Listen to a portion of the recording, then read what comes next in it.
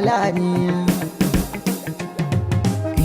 Arewa, al'ummar arewa ta arewa, al'ummar arewa ta arewa, al'ummar arewa ta arewa, al'ummar arewa ta Najeriya ta al'ummar arewa ta arewa, al'ummar arewa ta arewa, al'ummar arewa ta arewa, al'ummar arewa ta.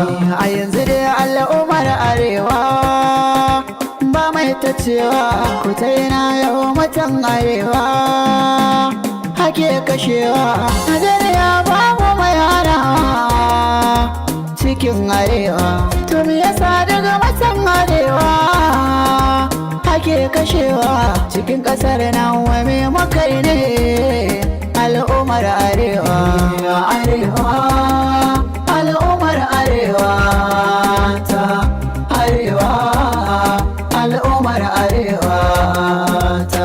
Kaduna ce cibiyar arewa, yanzu an rufe ta. Zamfara noma muke arewa, an saka mu bauta. Katsina ta rikice arewa, yau tana ta kanta. Sokoto sun samu matsaloli, ya kuɗin misalta. Mace da goyo tana gudu, an kashe mijinta. Babu gaba babu ga yaro, dan kawai mugunta. Ya aka so mai Najeriyar nan mu mutan arewa. Arewa, al'ummar arewa ta arewa, al'ummar arewa ta.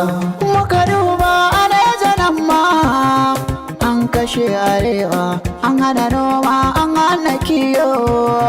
Tattalin arewa ga makarantun cikin arewa daga ana rufewa. Yanke bina waiwaye su suma ba abin tabawa. Babu dare kuma babu rana, arewa hanya ake tarewa.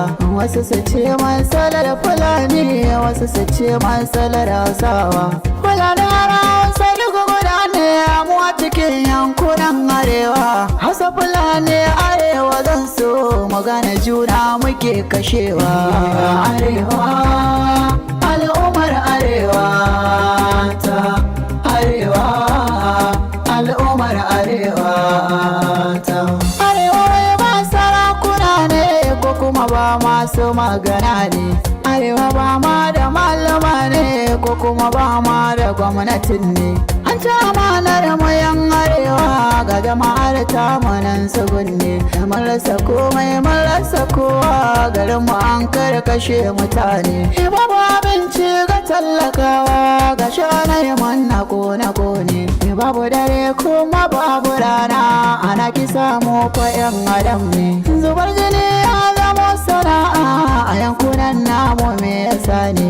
Allah wadan duka shugabannin da suka zalunci yan arewa. Arewa, al'ummar arewa ta arewa, al'ummar arewa.